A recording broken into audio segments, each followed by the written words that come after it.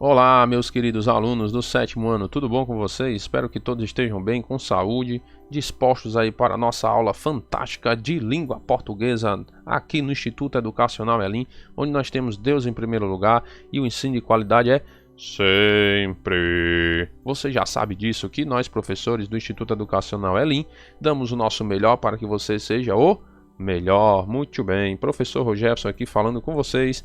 Nossa aula hoje de língua portuguesa, quinta-feira, dia 18 de junho de 2020. Muito bem, pessoal. E aqui é o seguinte, nós vamos fazer a leitura aqui da página 57, beleza? É da página 56 a 60, né, meu anjo? Página 56 e 57 é produção textual, beleza? Então isso é com você. Página 57, nós vamos ler aí, segundo momento, sobre a crônica. Abra seu livro, meu anjo, e acompanhe a leitura, beleza? Antes de começar a ler a crônica, você precisa saber que a crônica que você vai ler agora, ou seja, nós vamos ler uma crônica, né? O jeitinho brasileiro é inimigo da prevenção. Ela foi escrita pelo jornalista e radialista Milton Jung. O trabalho no rádio lhe rendeu 2 livros. Conte uma História de São Paulo, baseada em um quadro da CBN de São Paulo, e um manual dedicado a estudantes de jornalismo, que o título é Jornalismo de Rádio, adotado por vários cursos universitários.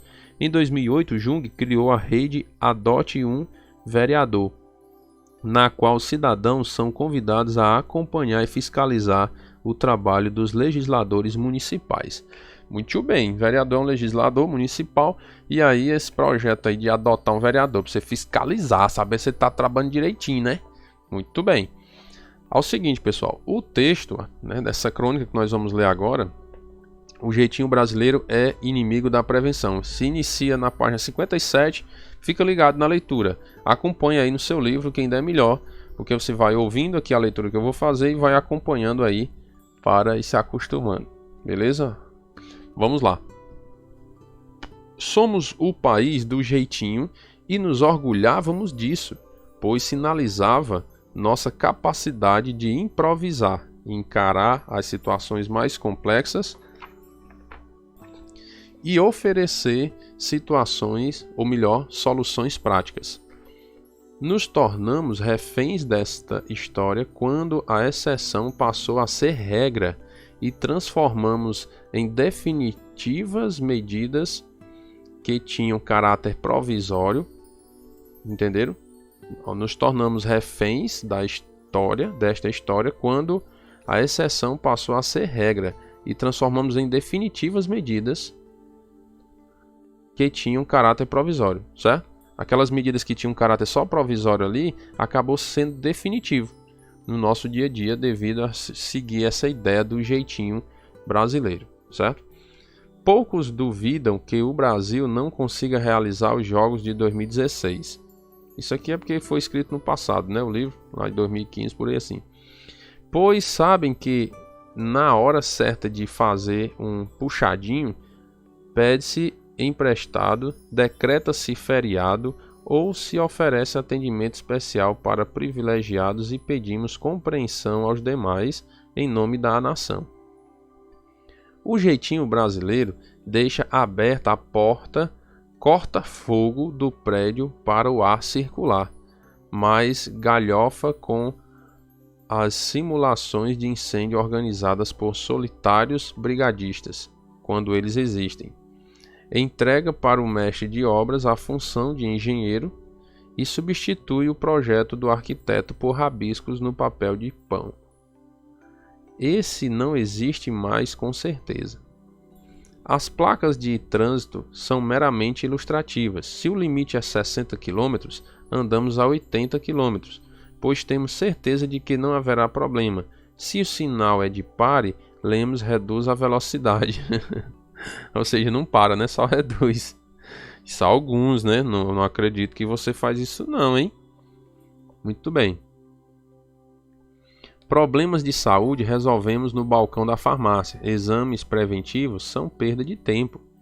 Em um resort no litoral baiano, construído com dinheiro de fundo de pensão, as normas de segurança eram muito rígidas, a ponto de me chamar a atenção.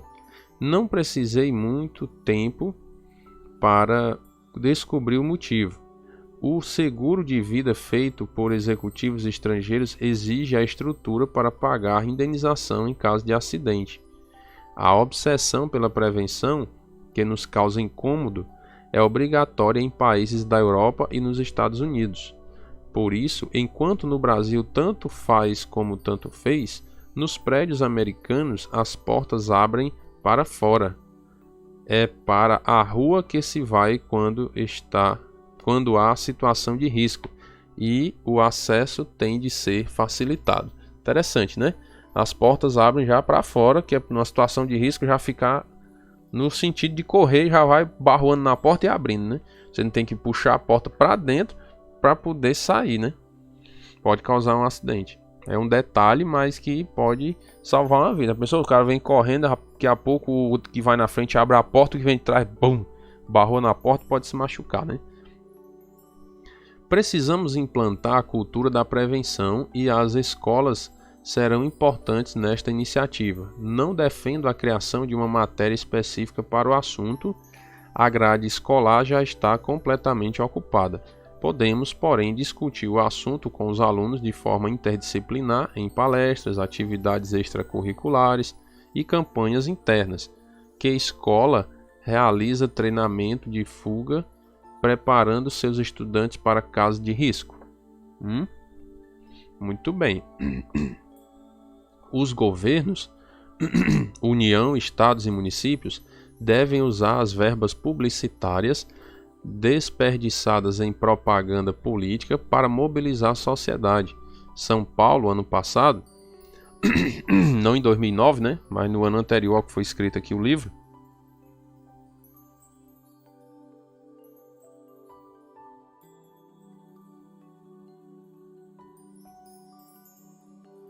incentivou, né, São Paulo, ano passado, incentivou o respeito à faixa de segurança e diminuiu os acidentes nos pontos em que a campanha se concentrou. Em casa, na empresa, na igreja, na sociedade em que atua, é sua a responsabilidade. Com seus filhos, pais, parentes, amigos e colegas, insista na ideia de que o jeitinho brasileiro é inimigo da cultura da prevenção.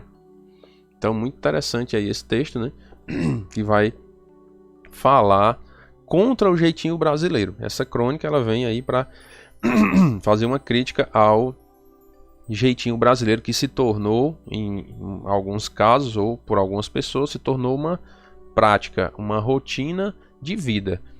Tem gente que infelizmente só sabe viver às custas do jeitinho brasileiro. Tem que estar com o jeitinho brasileiro atuando em alguma área da vida. Isso tem sido um grande problema, né, para a nossa sociedade, infelizmente, e tem criado aí uma sociedade até um pouco frágil, vamos dizer assim.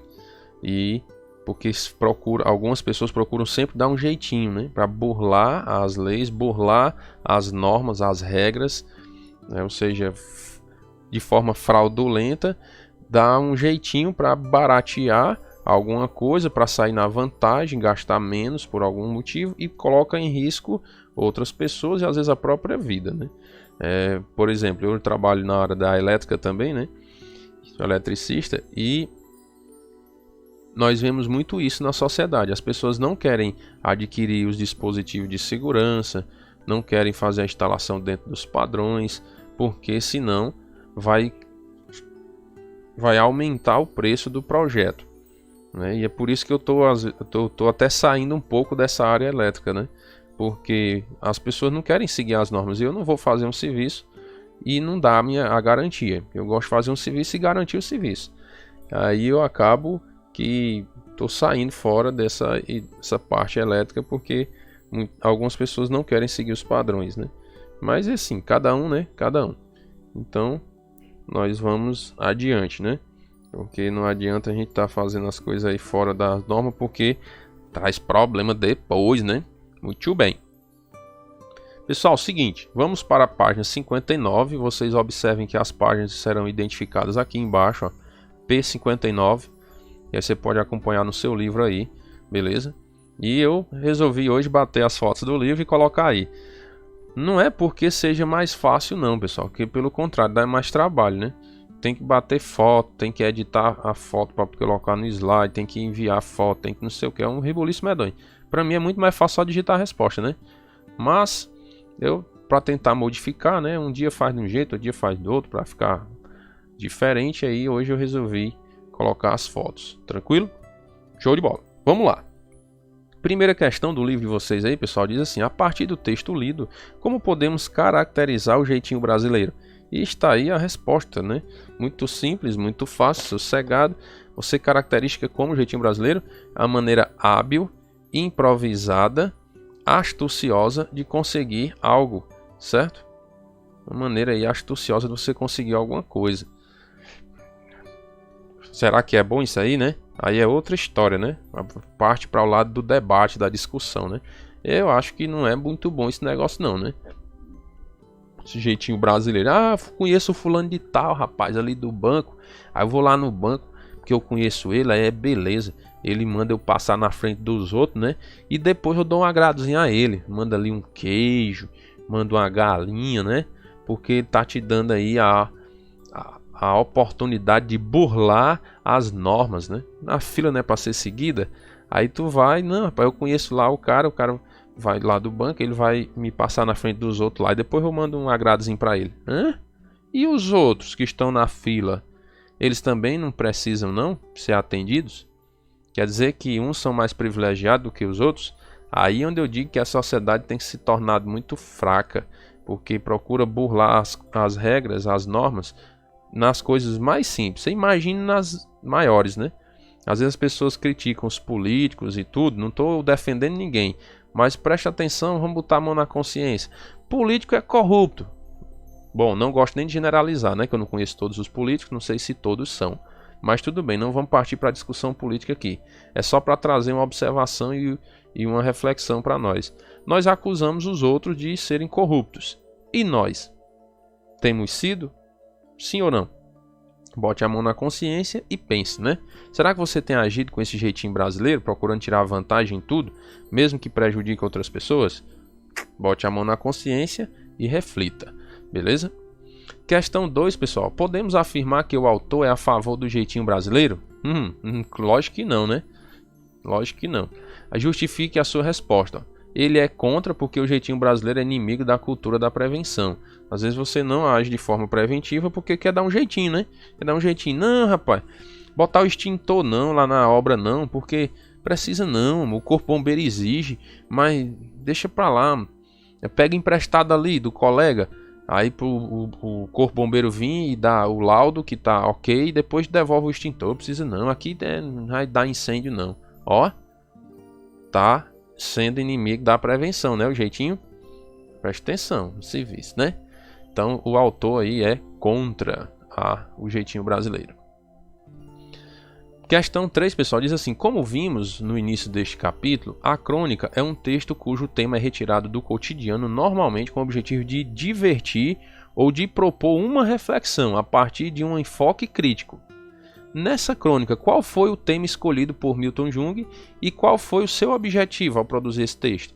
Pode ser para divertimento, o objetivo. Olha aí, vamos grifar, né? O objetivo da crônica pode ser para divertir ou então para refletir, não é não? Divertir ou refletir. Beleza. A partir de um enfoque crítico. Aí nessa crônica aqui, qual o tema? O tema foi o fato de o brasileiro, segundo ele, recorrer ao jeitinho brasileiro para tentar burlar uma lei ou ter privilégios sobre os demais membros da sociedade. Aqui é uma sugestão de resposta, certo? Você não precisa colocar tão longa se não quiser. Se quiser, melhor ainda, né? Então essa primeira pergunta, nessa crônica, qual foi o tema escolhido por Milton Jung? O tema foi o jeitinho brasileiro, certo? Se você quiser colocar de forma resumida, o tema foi o jeitinho brasileiro. Se você quiser ser mais detalhista, que é bom isso também, né? Que é para você expor mais as suas ideias, aí eu aconselho você copiar toda a resposta ou tentar parafrasear. Professor, o que é parafrasear? É você pegar essa frase e escrever com as suas palavras. Entendeu? Por exemplo, vou tentar parafrasear aqui, improvisadamente. O seu tema foi o fato de o brasileiro, segundo ele, recorrer ao jeitinho para tentar burlar uma lei ou ter privilégios sobre os demais membros da sociedade. Pronto, parafraseando, você pode dizer o que aqui? O tema foi sobre o jeitinho brasileiro, o qual tem um embasamento, tem a ideia de levar pessoas a se beneficiarem por meio de algum artifício. Pronto, ó, parafraseei, certo? Peguei as palavras do autor e parafraseei. Eu usei as minhas palavras para dizer exatamente o que o autor quer dizer, só que usei outras palavras. Isso é parafrasear, certo, pessoal? Então vocês vão ver isso muito mais na frente também. Faculdade, outras coisas, eles pedem muito para você fazer textos parafraseados, que é para você trabalhar o seu senso crítico e de compreensão. Você compreender o texto e conseguir explicar aquilo com as suas palavras. Essa é a ideia da paráfrase, certo? Muito bem. E a segunda pergunta foi assim, ó: qual foi o seu objetivo ao produzir esse texto, né? Ó, qual foi a segunda pergunta? Qual foi o seu objetivo ao produzir o texto? Foi divertir ou foi refletir? Seu objetivo foi criticar esse comportamento, ó. Então você pode colocar: o objetivo foi reflexão, certo? O objetivo foi trazer reflexão, beleza? Ou criticar esse comportamento conforme você queira, porque o objetivo não é divertir ou refletir. Então você pode colocar: não, o objetivo foi trazer a reflexão, ou o objetivo foi refletir, o objetivo foi criticar o jeitinho brasileiro, entendeu? E aí vai. Aí é uma sugestão e você pode parafrasear, como eu já falei. Questão 4, pessoal, diz assim, ó: somos o país do jeitinho e nos orgulhávamos disso, pois sinalizava essa nossa capacidade de improvisar, encarar as situações mais complexas e oferecer soluções práticas. Preste atenção em como é interessante, ó. Esse texto não foi retirado aqui, ó. Esse trecho não foi retirado lá do texto da crônica que nós lemos, Jeitinho Brasileiro? Foi, professor? Pois pronto. Observe que está entre aspas, porque ele está transcrevendo literalmente, ele está fazendo uma citação direta lá do texto que eu peguei. Então você já se acostuma com esses termos, ó. Uma citação direta, certo? E ele tem a citação indireta. Professor, que negócio é esse? Só estou te dando na de faculdade aqui, viu? Tu vai ver na faculdade isso aqui, ó. Indireta. Então já estou te adiantando. Citação direta, pessoal, você vai transcrever literalmente como está lá no texto. Então foi o que ele fez aqui, ó.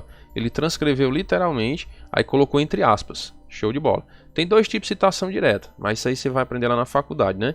Vou só te adiantar. Se for até 3 linhas, você coloca entre aspas, tal, coloca o nome do autor, beleza, faz a citação do autor.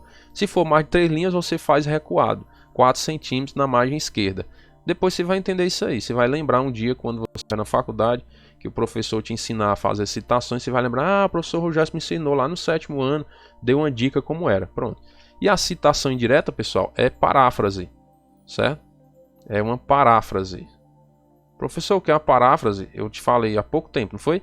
Você vai pegar o texto, vai ler e vai transcrever com as suas palavras. Você vai escrever com as suas palavras, mas sem fugir da ideia real do texto. Você não pode inventar. Você tem que ser fiel ao que o autor quis dizer, só que interpretando com as suas palavras. É uma citação indireta. Beleza? Então observa, nessa citação direta, por que eu estou ensinando isso?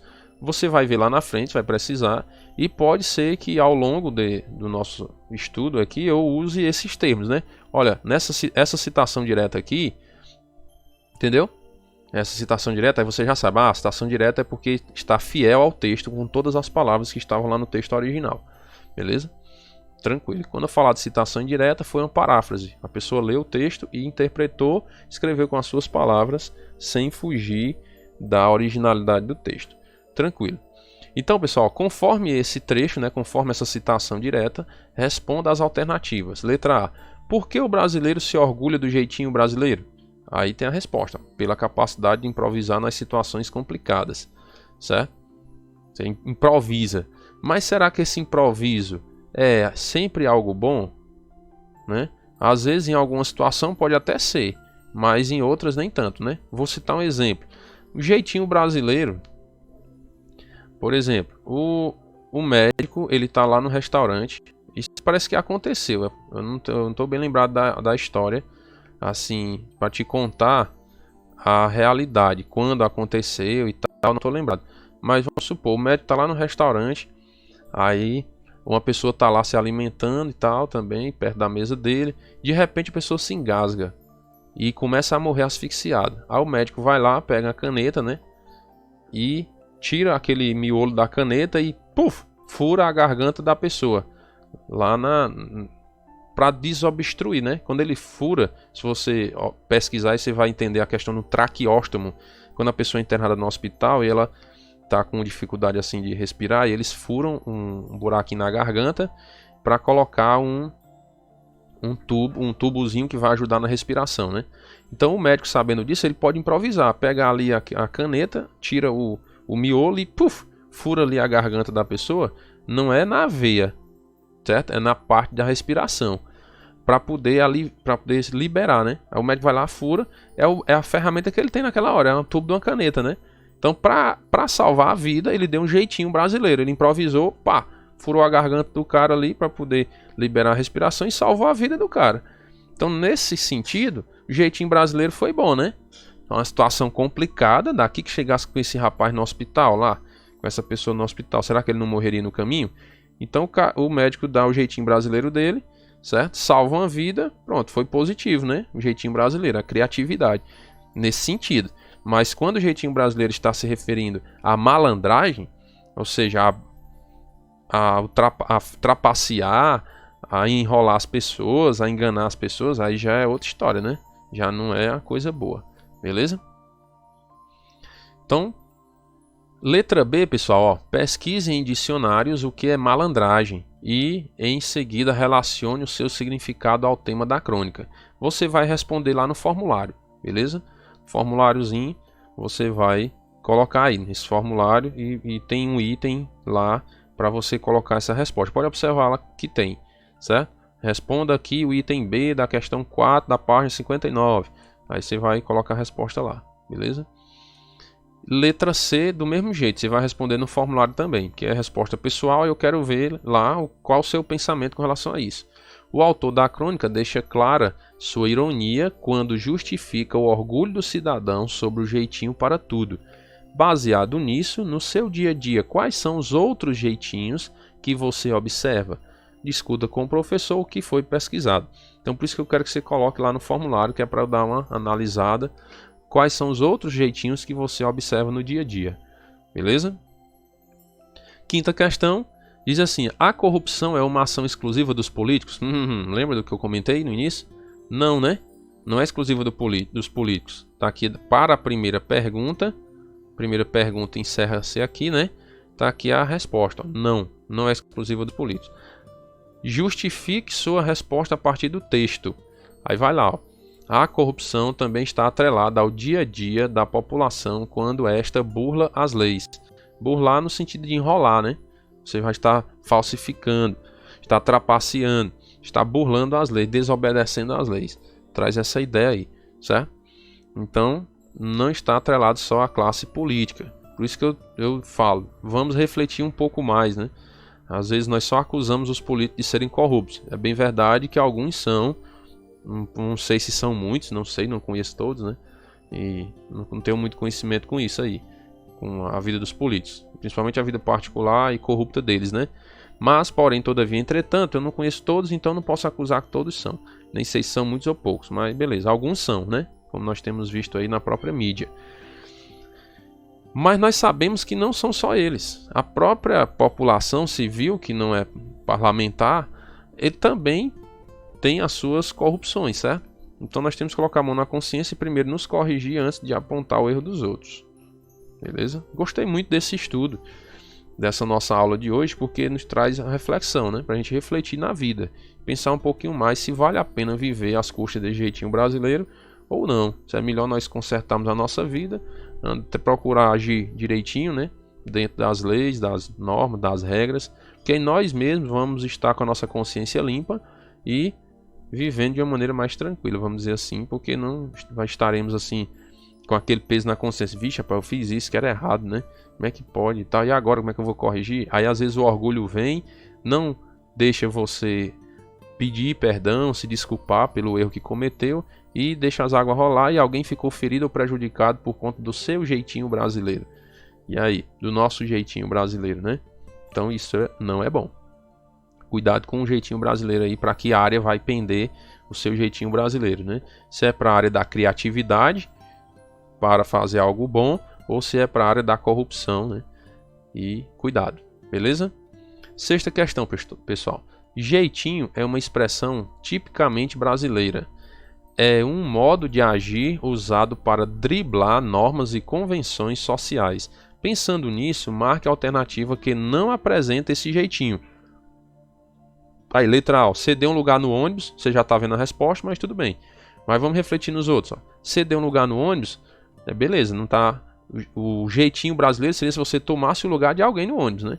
Mas como você está cedendo o lugar, então isso aí não é um jeitinho brasileiro. Isso é algo bom, é educação, é ética, respeito, beleza? Agora, furar a fila no cinema. E aí? Jeitinho brasileiro, né? Isso aqui não é bom. Vou colocar um X, ó.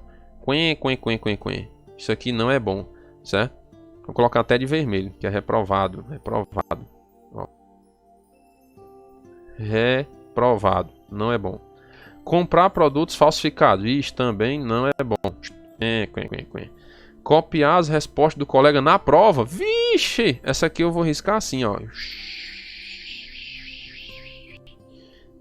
Aí, jeitinho brasileiro terrível de alguns estudantes. Alguns, né? Não vou dizer todos. Não vou dizer todos. Acredito que esses meus alunos do sétimo ano não façam isso. Não façam isso. Eu espero que não, né? Porque, né? Muito bem. Isso é um jeitinho brasileiro que não é bom. Porque você está se enganando. Ah, eu tirei nota boa na prova, rapaz. Colei todinho, ó, do meu colega. Isso é errado, viu, pessoal? Depois lá na frente você vai precisar.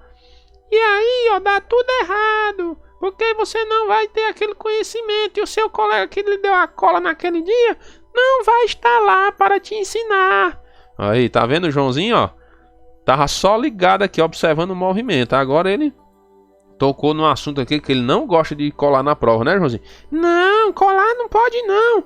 Eu tenho que estudar e aprender para eu fazer a minha prova com consciência. Olha aí, Joãozinho dando lição de moral em nós aí, tá vendo? Presta atenção no serviço, que o Joãozinho tá ligado. Sétima questão, pessoal. Precisamos implantar a cultura da prevenção e as escolas serão importantes nessa iniciativa. Não defendo a criação de uma matéria específica para o assunto. A grade escolar já está completamente ocupada. Podemos, porém, discutir o assunto com os alunos de forma interdisciplinar, em palestras, atividades extracurriculares e campanhas internas. Proponha, juntamente com seu professor e seus colegas de turma, campanhas que podem ser desenvolvidas tanto na sala de aula quanto na escola para acabar com o jeitinho brasileiro. Aí, pessoal, quero que você também responda no formulário.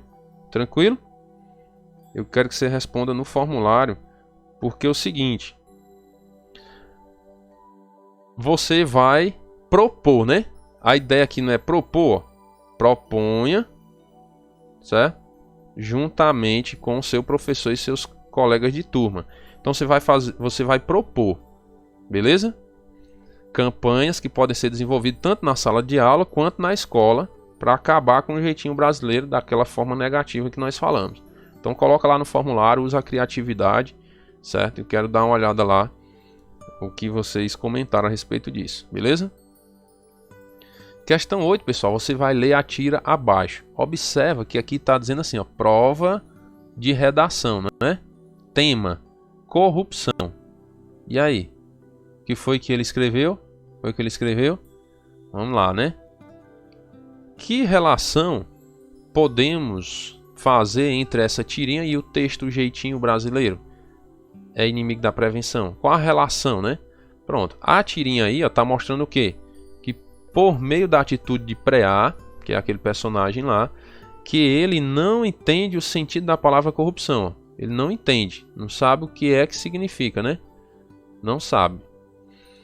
Que pode acontecer nas situações mais banais do dia a dia, a corrupção, né? Beleza. Por esse motivo, ele decide fazer o quê? colar na prova. Não é bom. Na prova, colar da prova do colega para conseguir uma nota melhor. Ou seja, ele dá um jeitinho, né, não? Para obter uma vantagem. Ele mesmo está agindo com corrupção. Entendeu? Ele não sabe o que é que significa, mas está fazendo aquilo. Tá entendendo? Então, essa é a relação. Ele não sabe o que é, mas age de tal forma, né?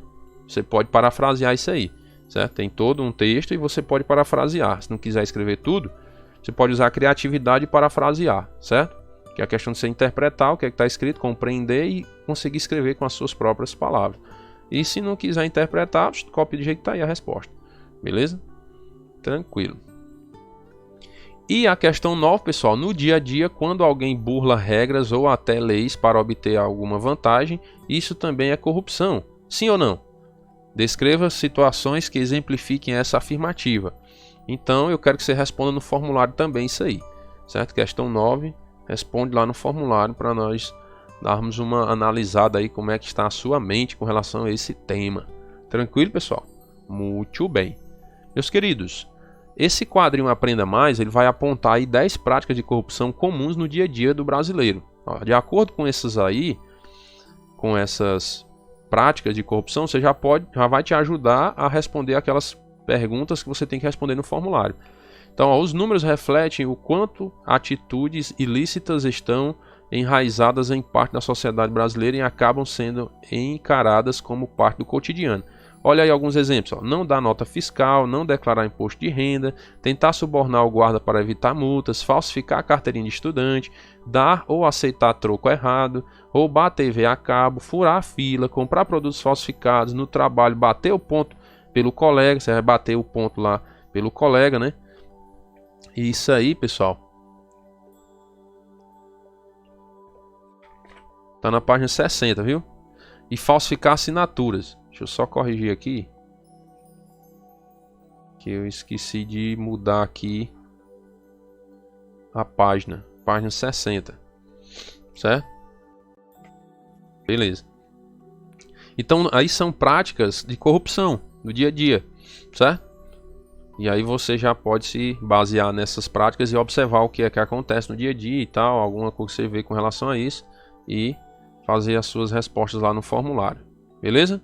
E a nossa atividade de casa tá aí, ó, página 61 a 63 do livro de português, viu? LP, livro de português. Tranquilo, pessoal? Pessoal, qualquer dúvida me pergunta lá no WhatsApp que eu estarei à disposição para sanar quaisquer dúvidas. Um grande abraço, Deus abençoe a todos e até a nossa próxima aula, se Deus quiser.